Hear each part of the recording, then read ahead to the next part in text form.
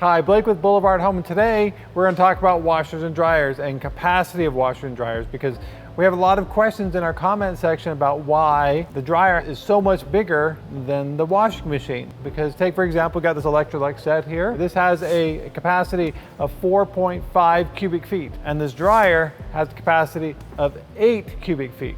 That's a lot. Well, the simple answer is airflow.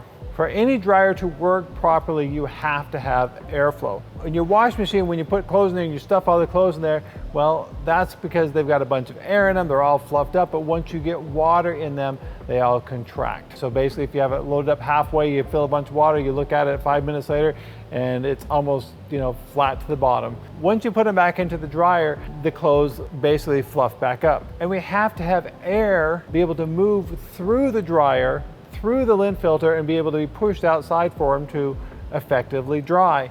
And they're also basically fluffing up and expanding back to their normal dry shape. So you need to have that extra space for that to happen and occur. Now, with any dryer, when it's tumbling, a lot of people say to me, they say, well, I'm getting all this black stuff on the back of my dryer if you have a heat vent back there. Well, that's due to normally poor airflow, because as the clothes are tumbling and they're basically tumbling in front of that inlet piece, the air should basically be pushing the clothes away from that inlet piece and basically falling back into the dryer. If you have poor airflow because you've got bad venting, your lint filter hasn't been cleaned, or it's clogged with fabric softener because you can't see through it, even though you cleaned the lint off it, you still can't see through it. That's because it's clogged. When it's clogged, it can't get the air through it. So what happens is the clothes start tumbling next to where the air is coming in, and then as the clothes touch it, fabric starts burning off onto that piece in the back. Airflow. We've got to have the airflow through the unit and be able to push it through the air to have them effectively dry. Because if we took a big blanket or big thing and we stuck it in there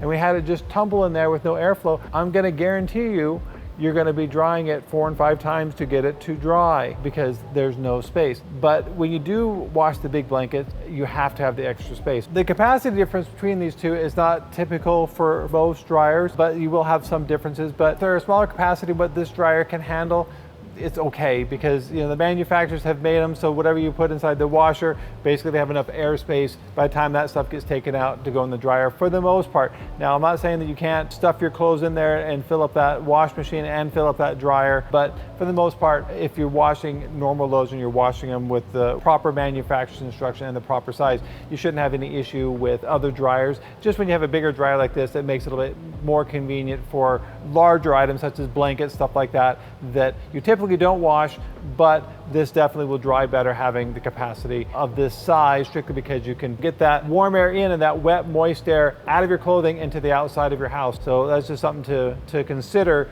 and why the capacity difference is the way they are between the washer and dryer. It's a real simple answer to a great question. If you have any comments on this or any questions, please put them below in the comment section. We'll be happy to get back with you.